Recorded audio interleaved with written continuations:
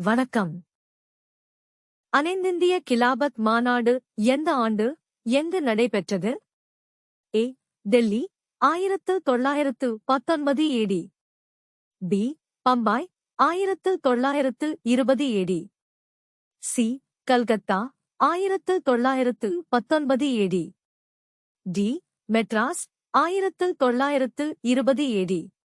சரியான விடை. அனைந்திந்திய கிலாபத் மாநாடு டெல்லியில் 1919 அன்று நடைபெற்றது.